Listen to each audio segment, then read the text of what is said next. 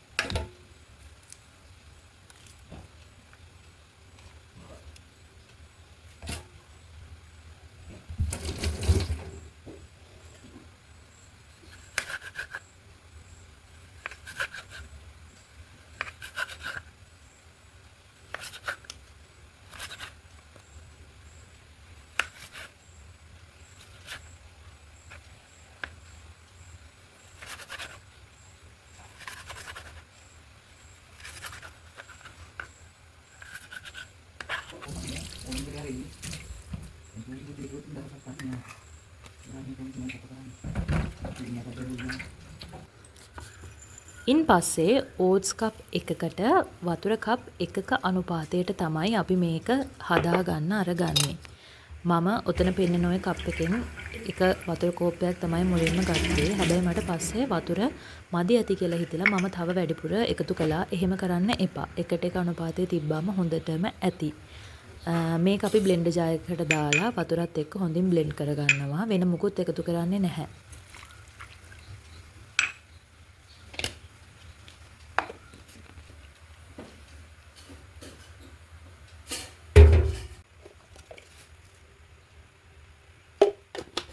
මේක බ්ලෙන්ඩ් කරගත්තට පස්සේ එන බැටර් එකට තමයි අපි ලුණු, කහ, ගම්මිරිස් සහ කෑලි මිරිස් ස්වල්පයක් එකතු කරලා මේ බැටර් එක හොඳින් කවලම් කරගන්න ඕන. දැන් ඔයාලට පේනවනේ මගේ බැටර් එක ටිකක් දියාරු වැඩි.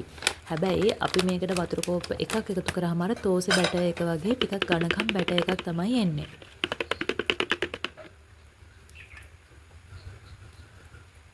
ඊළඟට මේකටම අපි රම්ප කරපිංචා හොඳින් හොදලා කැබලි කරගෙන එකතු කරගන්නවා. ඒ වගේම කලින් කපාගත්ත අර ලූණු, අමුමිරිස්, තක්කාලි, සුදු ලූණුත් මේකටම එකතු කරනවා. එකතු කරගෙන හොඳින් කවලම් කරගන්න ඕන.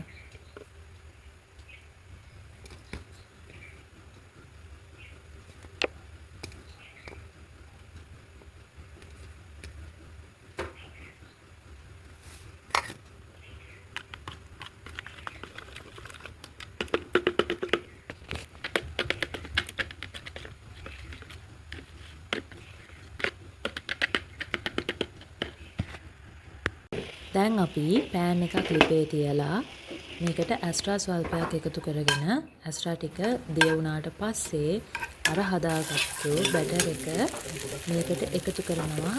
එක වේලකට ඇති ප්‍රමාණය එකතු කරගන්න. ඉතිරි ටික මම පස්සේ වෙන වෙලාවකට කන්න ඉතුරු කරගත්තා. දැන් ඔය මං වතුර වැඩියෙන් එකතු කරපු නිසා තමයි මගේ ওই බැටර් එක ටිකක් දියාරු වැඩි. ඔයා අර මං කියපු ගානට එකතු කරගත්තොත් තෝසේ බැටර් එක හා සමානවම එනවා. ඕක හොඳට පිච්චෙන්න දෙන්න ඕන. ඕට්ස් ටිකක් අර වතුරත් එක්ක මිශ්‍ර වුණාම ඇලෙන ස්වභාවයක් තියෙන නිසා හොඳින් මේක අර පිච්චෙනකන් කර වෙනකන් නෙවෙයි. නමුත් ඒක හොඳින් අර බැදෙනකන් වගේ අපි ටිකක් වෙලා තියන්න ඕන මේක. ඊට පස්සේ ඕක ඔය විදිහට ටිකක් අර ඇලෙන නිසා ඕට්ස් ගලව ගන්න අමාරුයි. කොහොම හරි ගලවලා පෙරලගෙන අනිත් පැත්තට දාලා මේක අනිත් පැත්තට දැම්මට පස්සේ තමයි අපි අර බිත්තරේ එකතු කරන්නේ. බිත්තරයක් එකතු කරද්දි වෙනම කඩාගෙන එකතු කරනවා නම් හොඳයි. මොකද සමහර වෙලාවට නරක වෙච්ච බිත්තර අපිට නොදැනුවත්වම මේ දේවල් ආහාර වලට එකතු වෙන්න පුළුවන් නිසා. බිත්තරේටත් ලුණු ටිකක් ওই විදිහට මම දාගන්නවා. ඉන් පස්සේ ඕකත් හොඳින් තැම්බෙන්න දීලා නැවත දෙපැත්ත දාගන්න තමයි තියෙන්නේ.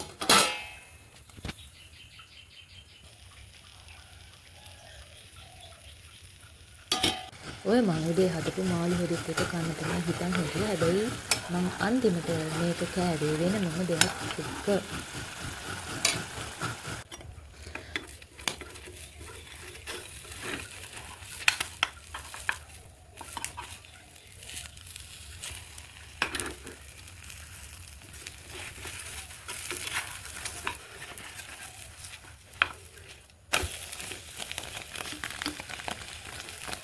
ඔයාලට ඕක ටිකක් අර කර වෙලා වගේ පෙවුනට කනකොට එහෙම කිසිම කර රසක් දැනෙන්නේ නැහැ. ඇත්තටම මේක හරිම රසයි. ඔයාලටත් මේක ගෙදරදී හදලා බලන්න පුළුවන්. මේකට කියන්නේ ඕට්ස් කිල්ල කියලා. මේක ඉන්දියාවෙම හරිම ප්‍රසිද්ධ දෙමළ අය එහෙම හදන කෑමක්. ගොඩක් වෙලාවට බර අඩු කරගන්න ඉන්න අය එහෙම අර ඕට්ස් කනකොට මේ එකම විදියට කන එක එපා වෙන නිසා මේ වගේ විදියට හදලා කනවා. ඉතින් මේක බර අඩු කරගන්න ඉන්න කෙනෙක්ට මේ විදියට හදලා කනවා නම් බිත්තරයකුත් එකතු කරන නිසා ඒක ආහාර වේලක් සම්පූර්ණ කරගන්න මේ එක රොටියක් ඇති. මං අන්තිමට පොල් සම්බෝලයක් එක තමයි මේක කෑවේ. ඔයාලත් හදලා බලන්න. මගේ channel එක subscribe කරන් යන්න. යාළුවන්ටත් බලන්න. මේක share කරන්න, comment කරන්න.